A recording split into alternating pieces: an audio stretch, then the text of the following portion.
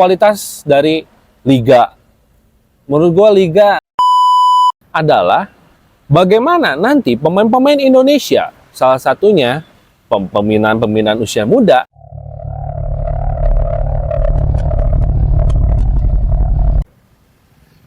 kalau bicara PSSI sekarang, gue emang salut sih dengan Pak Erick Thohir. Kenapa? Karena memang secara track record, ya gak usah dipertanyakan lah.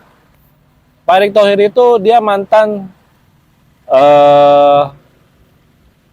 owner klub sepak bola, salah satunya Inter Milan, DC United. Kemudian dia juga pernah punya klub NBA yaitu Philadelphia 76ers ya, kalau nggak salah. Dan pernah jadi komisaris Persib juga, kebetulan gue bobotoh juga gitu. Nah, jadi apa yang dilakukan oleh Erick Thohir itu sekarang udah terlihat gambarannya jelas gitu ya. Salah satunya adalah bagaimana pembinaan usia muda, karena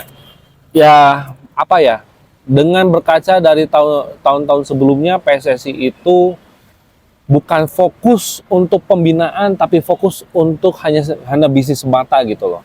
Contoh apa? Contoh kualitas dari liga.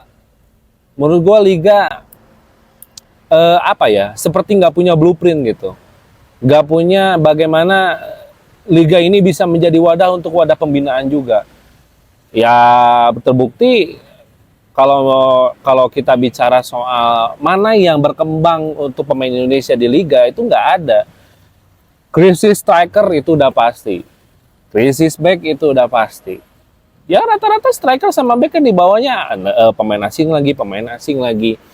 Nah, dengan adanya kebijakan 5+1 kalau nggak salah ya, 5+1 dari pemain-pemain Liga asing atau pemain-pemain Liga Indonesia, salah satunya ada kebijakan 5+1 pemain asing. Menurut gua justru memang liga itu memang diharuskan untuk lu mau arahnya kemana nih? Kalau mau arah pembinaan, ya udah kita pakai pemain asing yang sedikit. Kalau memang bicara komersil untuk bisnis, memang pemain asing itu dibutuhkan karena kita bicara soal bagaimana kualitas permainan dan segala macam. Yang penting menghibur lah, karena kita tahu kualitas pemain-pemain Indonesia itu masih di bawah, contohnya ya pemain-pemain Brazil lah, gitu loh. Nah, jadi kalau gue sebutkan bahwa bagaimana Pak Erick Thohir ini bisa mencanangkan 5+1 untuk setiap klub yang ada di Liga 1, kalau menurut gue ini memang Liga 1 ini memang dikhususkan untuk komersil gitu loh. Nah, yang diharapkan adalah bagaimana nanti pemain-pemain Indonesia, salah satunya pembinaan usia muda gitu loh, itu hanya berfokus di Liga 2 untuk pembinaan, karena Liga 2 ini salah satunya kan kebijakannya hanya 2 pemain asing dan sisanya adalah lokal gitu. Nah, menurut gua itu adalah salah satu langkah yang tepat. Karena apa? Karena kalau misalnya nanti pemain lokal itu pindah ke Liga 1, semua akan terlena dengan gaji yang mahal. Semua akan terlena dengan gaji yang besar. Jadi ya sekarang udah ada contoh ya.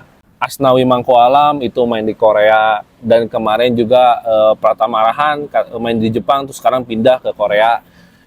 Nah, harusnya ketika mereka selesai di pembinaan Liga 2, itu harusnya mereka abroad.